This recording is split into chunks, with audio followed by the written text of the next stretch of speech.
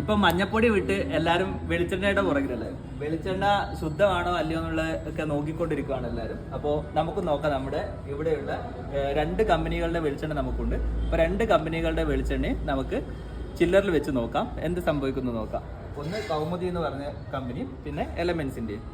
ഒരെണ്ണം ചില്ലു കുപ്പിക്കകത്താണ്, ഒരെണ്ണം പ്ലാസ്റ്റിക് കുപ്പിക്കകത്താണ്.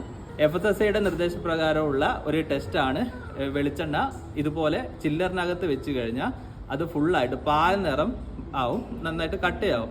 അപ്പോൾ കുറച്ച് ഒരു അരമണിക്കൂർ കൂടുതൽ വെച്ച് കഴിഞ്ഞാൽ തന്നെ പ്ലാസ്റ്റിക് കുപ്പിക്കകത്തുള്ളത് പെട്ടെന്നാവും, ചില്ല് കുപ്പിക്കകത്തുള്ളത് കുറച്ച് നേരം പിടിക്കും. 3 കുപ്പിയും നമ്മൾ ചില്ലറിനകത്ത് വെച്ചിട്ടുണ്ട്. നമുക്കൊരു അരമണിക്കൂർ കഴിഞ്ഞ് നോക്കാം എങ്ങനെയുണ്ടെന്നുള്ളത്. 1 മണിക്കൂറോളമായി. നമുക്ക് നോക്കാം നമ്മൾ വെച്ച വെളിച്ചെണ്ണ എന്തുണ്ട് എന്നുള്ളത്. വേണ്ടേ,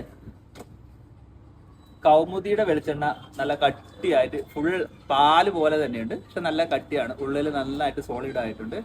ഒട്ടും വേറെ അതായത് ലിക്വിഡോ അങ്ങനെയുള്ള ഒരു ഇതുമില്ല, നല്ല വെളിച്ചെണ്ണയായിട്ട് തന്നെ നമുക്ക് കണക്കാക്കാം. അതുപോലെ അതിന്റെ അരയുടെ ബോട്ടിൽ അതുപോലെ തന്നെ.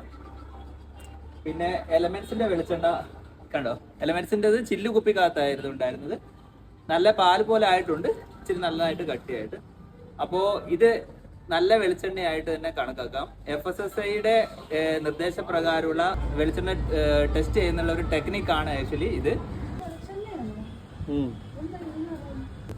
അങ്ങനെ വരുന്നേ ഞാൻ എടുത്തു കേട്ടോ. Okay okay.